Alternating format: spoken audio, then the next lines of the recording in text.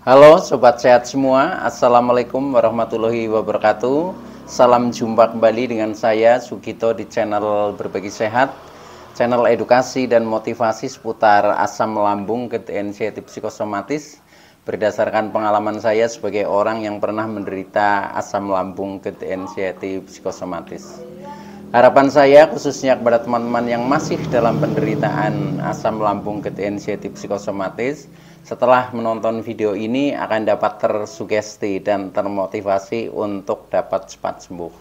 Saya bisa sembuh, insya Allah teman-teman pasti juga bisa sembuh. Badai pasti berlalu.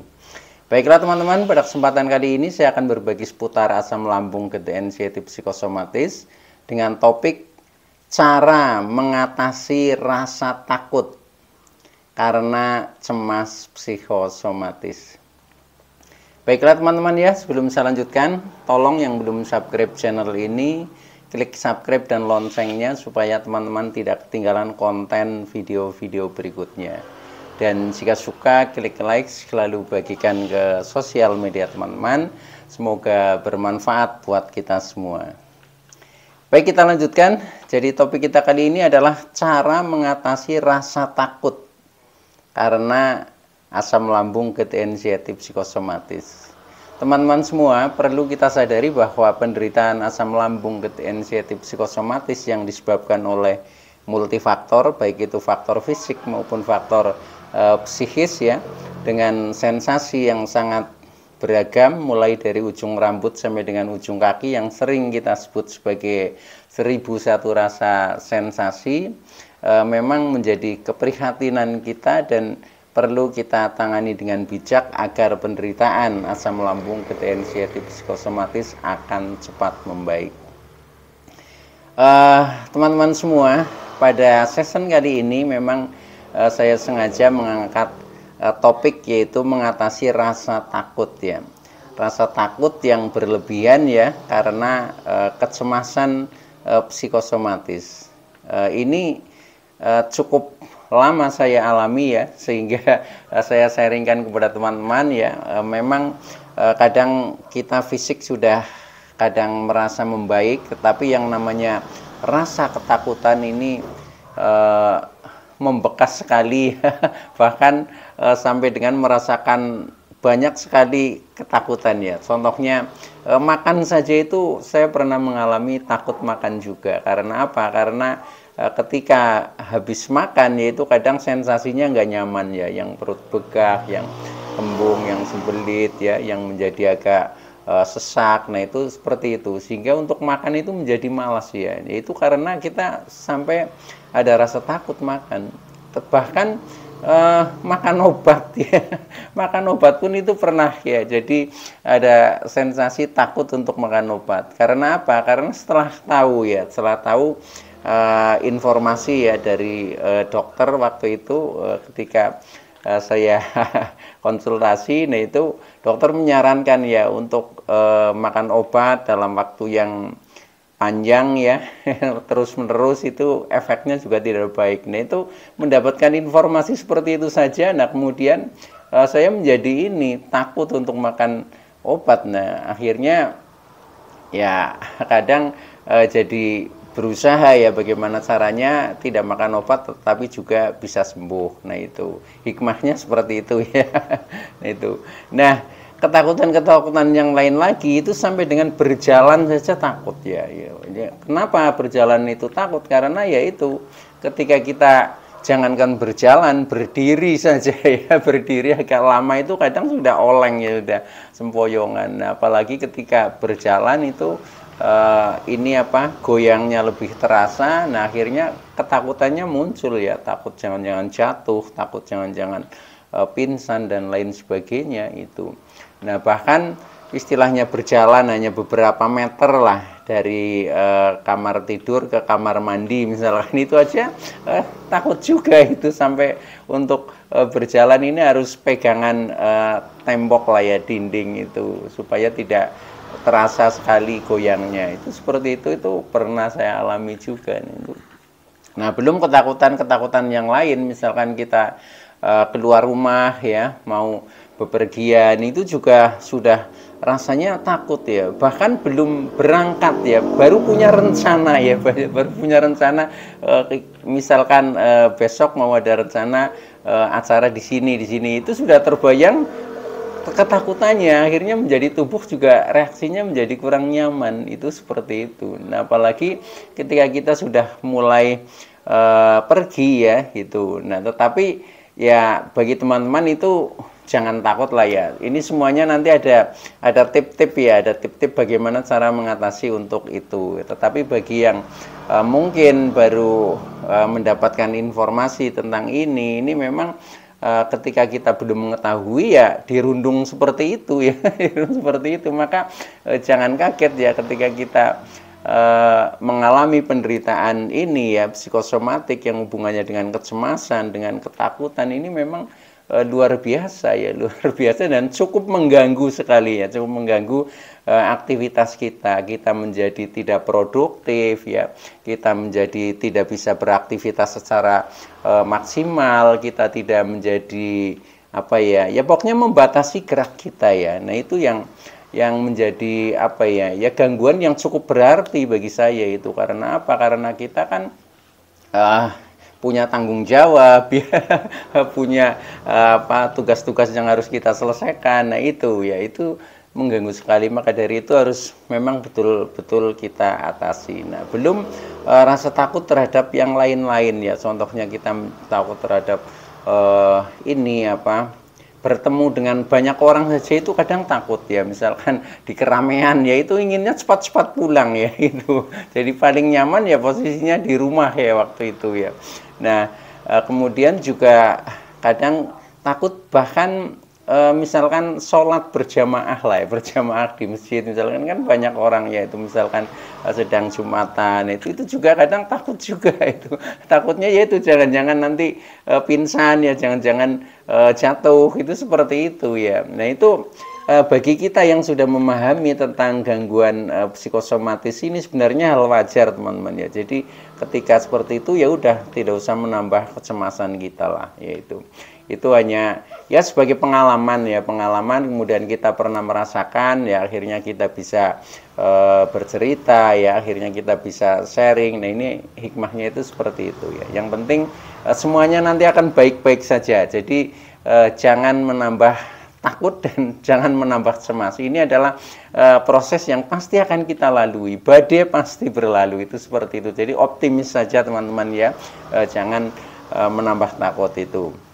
Walaupun memang ya pada saat kita dalam kondisi yang terpuruk ya, penuh dengan sensasi, itu kadang kita juga takut terkena penyakit berat ya. Contohnya ketika kita merasa tangan saja agak nyeri ya, kaki agak kebas, itu kadang di bayangan kita, wah jangan-jangan nanti stroke, itu ketakutannya seperti itu ya.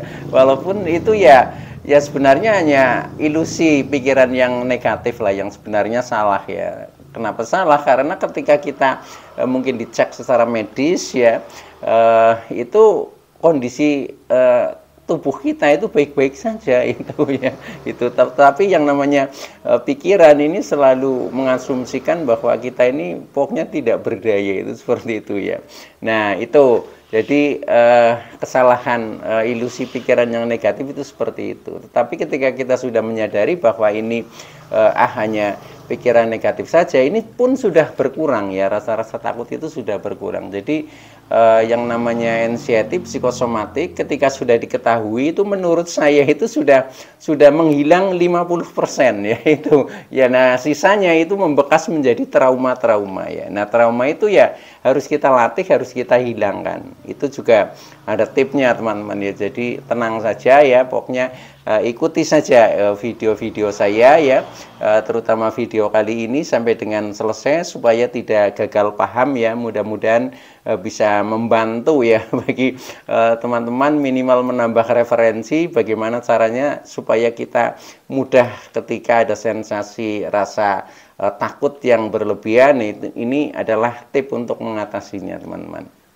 Nah, belum ketakutan yang lain ya, selain kita biasanya takut terhadap terkena penyakit-penyakit berat ya, ketakutan yang paling muncak ya, itu sampai dengan takut M ya. Jadi takut kematian, jangan-jangan nanti mati mendadak. Nah, itu yang menurut saya itu paling klimaknya itu di situ ya. Nah, tetapi ya itu ya wajar saja ketika kita memang sedang mengalami ujian ini ya, mengalami penderitaan ini ya, memang harus berproses mengalami seperti itu ya. Nah, setelah itu nanti baru kita menjadi orang yang tegar lah, istilahnya tegar karena sudah punya pengalaman tentang itu. Jadi sebenarnya ketakutan dan keberanian ini timbul dari diri kita sendiri ya. Maka dengan kita selalu sadar ya, sadar dengan yang ya betul-betul sadar dengan perasaan kita, dengan keyakinan kita, bahkan dengan spiritual kita, nah itu nanti kita menjadi tegar ya, menjadi tegar yang betul-betul tegar ya. Jadi kita nanti bisa memandang ya, ketakutan itu sebenarnya hal yang wajar ya, dan ketakutan itu sebenarnya itu juga diciptakan ya, diciptakan oleh Sang Pencipta kepada kita, yang kalau ketakutan itu masih standar itu sebenarnya untuk menyelamatkan diri kita ya. Jadi semua orang kan punya rasa takut ya. Contohnya ketika kita mungkin sedang berjalan-jalan kemudian berpapasan dengan anjing, kemudian anjing itu menggonggong, nah pasti kita takut kan.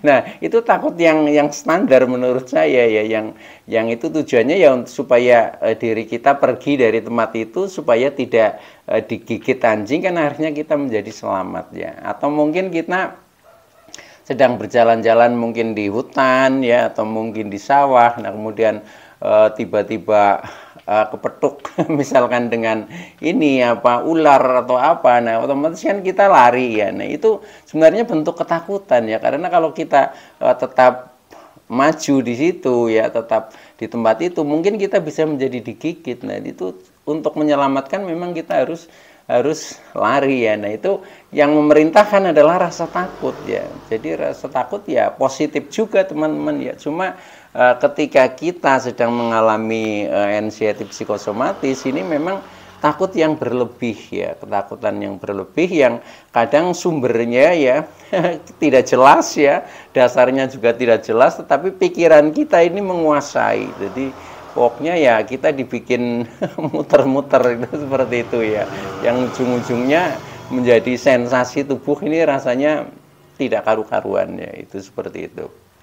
Baik teman-teman, nah sekarang yang lebih penting lagi adalah bagaimana caranya mengatasi rasa takut yang berlebihan ya, karena penderitaan asam lambung gejala anxiety psikosomatis. Nah ini teman-teman, jadi yang pertama ya, tipnya untuk mengatasi ketakutan ya atau takut berlebih ini, yang pertama ini memang kita harus ubah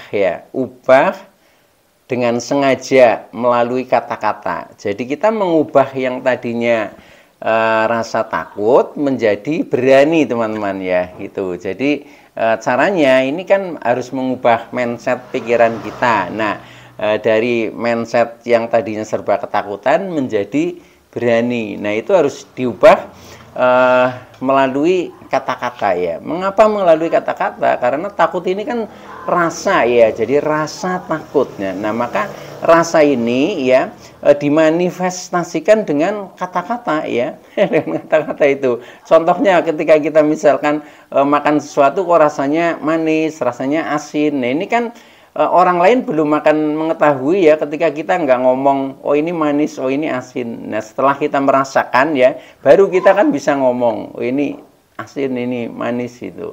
Nah itu maka kita latih dengan kata-kata. Jadi ubah dengan sengaja melalui kata-kata. Nah contohnya ya, ini tips yang pertama adalah mengubah mindset ya dari takut ke berani dengan bermain kata-kata ya. Nah contohnya, saya tidak takut mati karena kematian itu rahasia Allah. Jadi usahakan harus ada alasannya teman-teman ya, supaya mindset pikiran kita ini lebih mudah untuk menerima hal itu, dan akhirnya menjadi menjadi doktrin di pikiran kita. Nah setelah itu terdoktrin karena kita mungkin sering mengucapkan, nanti sudah berkurang ketakutannya itu ya. Tetapi ketika kita belum punya doktrin dan punya alasan yang kuat untuk menguatkan mental ketakutan, ya selamanya kita akan menjadi ketakutan ya itu. Jadi contohnya seperti itu ya. Jadi katakan saja ya. Pertama katakan dulu ya. Jadi saya tidak takut mati karena kematian itu rahasia Allah. Contohnya seperti itu. Pokoknya sedang takut terhadap apa, nah itu usahakan katakan dan diberi alasan yang positif supaya ketakutan itu tidak akan melekat terus, itu seperti itu. Atau yang kedua misalkan, saya tidak takut penyakit berat karena faktanya saya baik-baik saja. Nah, ini kan kadang kita sering timbul ya rasa, wah jangan-jangan nanti jantungnya kena, jangan-jangan paru-parunya kena, jangan-jangan nanti stroke ya, jangan-jangan nanti terkena tumor dan lain sebagainya kan. Nah itu kan artinya takut terhadap penyakit-penyakit berat. Nah maka itu harus dilawan. Nah lawannya seperti itu. Jadi katakan saja saya tidak takut ya terhadap penyakit berat ya. Faktanya saya sehat walafiat misalkan seperti itu. Nah kenapa kita ngomong saya baik-baik saja? Karena kan kita sudah pernah ya melalui cek medis ya, cek dokter ya. Nah itu organ-organ tubuh kita kan sehat ya. Faktanya kan secara fisik kita orang sehat ya. Makanya ya itu sebagai dasar, sebagai alasan ya. Jadi saya tidak takut penyakit berat karena faktanya saya baik-baik saja. Nah itu sering diucapkan ya, sehingga nanti menjadi doktrin di otak bawah sadar kita. Nah akhirnya kita tidak selalu takut dengan penyakit-penyakit berat itu, atau dengan hal-hal lain. Pokoknya yang ditakutkan oleh teman-teman itu apa ya, contohnya misalkan masih takut pingsan ya, ya katakan saja saya tidak takut pingsan karena saya sudah makan dan minum cukup. Contohnya seperti itu ya. Jadi alasannya itu tergantung teman-teman ya. Tergantung teman-teman tapi yang agak rasional ya. Atau misalkan saya tidak takut pingsan karena saya baik-baik saja, itu pun bisa ya itu. Atau misalkan saya tidak takut pingsan karena saya belum pernah pingsan, misalkan seperti itu juga bisa. Pokoknya usahakan itu ada alasan. Artinya supaya memori kita ini lebih komplit di dalam mendoktrin itu. Nah akhirnya nanti rasa takut pingsan ya akan menghilang juga. Itu seperti itu teman-teman ya. Atau mungkin masih ada ketakutan dengan hal lain ya. Misalkan kita masih takut untuk bepergian, takut ke keramaian, ya katakan saja ya. Misalkan saya tidak takut ke keramaian karena dulu saya biasa di keramaian, seperti itu. Pokoknya selalu ada alasannya, itu nanti akan tersimpan ya di dalam memori kita. Akhirnya kita ya tidak takut lagi untuk ke keramaian itu. Bahkan ketika kita mau melaksanakan kegiatan misalkan bepergian ke keramaian, itu kalau bisa afirmasikan ya. Jadi ini adalah kata-kata afirmasi positif teman-teman ya. Caranya membangun mental ya, perasaan itu memang seperti itu. Jadi bermain kata-kata ya, itu nanti akan tersimpan menjadi doktrin di pikiran kita. Dan nanti yang menguasai adalah itu, pikiran-pikiran yang positif itu. Kemudian yang lain lagi, masih banyak sekali ya, sesuai dengan teman-teman itu ketakutannya apa ya. Contohnya misalkan masih takut berjalan itu ya. Ya katakan saja saya tidak takut berjalan karena dulu saya biasa berjalan jauh, misalkan seperti itu. Katakan saja seperti itu. Jadi pencapaian-pencapaian yang pernah dicapai untuk melawan itu, suasana itu, nah itu sampaikan itu. Atau misalkan yang masih takut makan obat ya, ya katakan saja saya tidak takut makan obat karena obat membuat saya sehat, misalkan seperti itu, atau menjadikan saya sembuh. Itu kuatkan saja seperti itu. Jadi nanti akhirnya tersimpan di dalam memori bawah sadar kita, sehingga rasa takut-takut itu akan menghilang. Dan itu masih banyak sekali ya afirmasi kata-kata positif.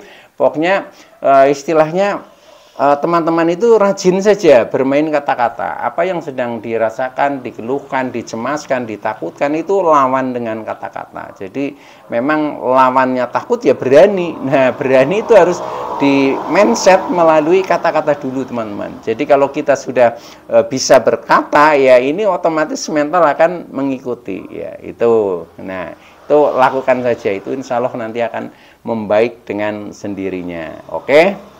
Nah, kemudian tip yang berikutnya setelah kita banyak afirmasi kata-kata tadi ya. Nah, kemudian yang kedua adalah sadari diri kita sendiri ya, tentang diri kita sendiri. Kita istilahnya apa ya? Ya mawas diri lah ya, merenung sejenak tentang masa lalu ya, masa sekarang dan masa yang akan datang. Nah, itu ingat-ingat tentang yang berhubungan dengan keberanian ya, karena ini hubungannya ini apa ya, untuk mengikis rasa takut, maka yang harus kita ingat-ingat atau mungkin harus bila perlu kita catat yaitu keberanian-keberanian kita ya. Contohnya di masa lalu, misalkan masa lalu ya, dulu saya pernah berani naik sepeda motor misalkan dari kota A ke kota B yang jaraknya cukup jauh. Nah, itu kan suatu prestasi ya yang harus diingat, sehingga nanti itu ya itu akan mempengaruhi pikiran kita lagi, seolah-olah kita menjadi ya Superman seperti menjadi kuat lagi. Atau mungkin pernah berjalan dari mana ke mana, mungkin pernah mendaki gunung. Nah, itu capaian-capaian itu ya diingat-ingat ya, jadi yang berhubungannya dengan keberanian. Atau dulu pernah berani pentas di panggung yang levelnya agak tinggi ya, itu kan pencapaian prestasi, itu sampaikan ya, itu seperti itu. Jadi ingat-ingat saja memori masa lalu yang kita penuh semangat, penuh dengan keberanian, ya itu pasti ada, teman-teman ya, pasti ada, sekecil apapun ya, sekecil apapun itu ini aja ya. Jadi diingat-ingat itu untuk mensupport apa ya, ya memberikan input lah terhadap pikiran kita agar menjadi lebih kuat ya, menjadi lebih berani itu. Nah, kemudian disadari juga masa sekarang ya, jadi masa lalu, masa sekarang, dan nanti masa yang akan datang. Nah, masa sekarang kondisinya yang masih ditakutkan apa? Nah, itu juga bila perlu ditulis ya. Ditulis karena nanti akan diafirmasikan ya, diafirmasikan yang positif. Misalkan sekarang kok masih takut untuk bepergian jauh, ya tulis saja kondisi sekarang ya, saya masih takut bepergian jauh. Nah, nanti itu kan ketika kita sudah sampai ke solusi berarti akan dijawab lewat afirmasi kata positif ya. Jawabannya ya, saya tidak takut bepergian jauh karena dulu saya biasa bepergian jauh, misalkan seperti itu ya. Atau saya tidak takut bepergian jauh karena sekarang sudah sehat, misalkan seperti itu. Jadi untuk mengubah lah, untuk mengubah istilahnya ini apa, mental kita itu caranya seperti itu. Jadi ingat-ingat ya, di masa sekarang yang masih ditakutkan apa, bila perlu ditulis. Nah, itu nanti dijawab dengan afirmasinya, itu seperti itu. Nah, kemudian kita juga merenung sejenak tentang masa yang akan datang. Masa yang akan datang kita itu inginnya apa ya, inginnya itu misalkan pergi ya mau kemana. Nah, itu bila perlu ditulis saja sehingga nanti bisa diafirmasikan juga, saya berencana mau pergi ke misalkan ya, dan saya pasti bisa, misalkan seperti itu ya. Jadi ini masih ada hubungannya dengan bermain kata-kata, tetapi lebih spesifik ya, lebih jelas terhadap apa yang akan kita lakukan. Oke ya teman-teman ya, itu tip yang kedua seperti itu. Nah, kemudian tip yang ketiga ini adalah canangkan ya, canangkan tujuan yang spesifik ya. Tujuan yang spesifik itu contohnya seperti ini. Saya ingin sehat seperti dulu lagi ya. Saya ingin sehat seperti dulu lagi. Yang ceria, yang penuh dengan canda tawa ya, yang kreatif, yang produktif, yang inovatif dan seterusnya ya. Itu jadi itu harus sering digaungkan, yaitu cara membangun mental itu seperti itu, karena hubungannya ketakutan ini kan dengan mental dan perasaan, itu seperti itu. Jadi itu canangkan saja, bila perlu ditulis seperti itu ya. Jadi ini langkah-langkahnya itu seperti itu. Baik ya, itu tip yang ketiga. Nah, kemudian yang keempat ya, ketika kita sudah mencoba dari tips 1, 2, 3, tetapi kita kadang masih merasa kesulitan ya, ternyata ketakutan ini juga masih membekas. Nah, ini kita harus meninjau secara spiritual, teman-teman ya. Secara spiritual ya, ini kan penderitaan termasuk ketakutan ini penderitaan ini adalah atas izin Allah ya. Maka ketika kita sudah merasa tidak mampu ya, kita kembalikan lagi ke Allah, pada Tuhan ya. Itu seperti itu. Karena apa? Karena dalam satu firman Allah itu juga menyatakan ya, dalam satu suratnya yang artinya aku akan menguji dengan sedikit ketakutan. Nah, ketika ada kalimat seperti itu, berarti ketakutan itu sebenarnya juga diciptakan oleh Allah ya. Maka di saat kita sudah merasakan berat sekali untuk menghadapi ini ya, udah kita kembalikan saja kepada Allah dengan cara kita pasrah ya. Dengan cara kita pasrah, artinya memang ini memang ketakutan juga suatu bentuk ujian atau peringatan dari Allah. Agar apa? Agar kita itu selalu mengingat Allah, agar kita selalu mendekat kepada Allah. Nah, maka dari itu ya, kita lakukan saja. Itu pasti nanti juga akan menjadi mengatasi semua ketakutan-ketakutan yang kita rasakan. Begitu teman-teman ya. Jadi semuanya ini pasti nanti akan ada hikmahnya lah. Itu pokoknya lakukan saja ya. Termasuk yang terakhir ini adalah tips secara spiritual, kita lebih mendekatkan diri ya, kita pasrah saja. Ketika kita sudah tidak mampu ya, kita katakan saja ya. Misalkan dalam berdoa teman-teman, ya Tuhan ya, saya tidak mampu untuk mengatasi ketakutan ini ya, maka saya serahkan jiwa dan raga kita kepadamu ya Tuhan, misalkan seperti itu. Kemudian la wala wala quwata illa billah ya, itu nanti akan ada energi yang luar biasa, karena segala kekuatan itu sumbernya dari Allah ya, termasuk untuk membangkitkan keberanian kita itu juga seperti itu ya. Baik ya teman-teman, itu dulu yang bisa saya sampaikan. Mudah-mudahan teman-teman yang masih dalam penderitaan asam lambung, gangguan anxiety psikosomatis akan segera sembuh ya. Terima kasih atas like, subscribe, serta komennya. Saya Sugito dari channel Berbagi Sehat. Saya bisa sembuh, insya Allah teman-teman pasti juga bisa sembuh. Badai pasti berlalu. Oke, wassalamualaikum warahmatullahi wabarakatuh.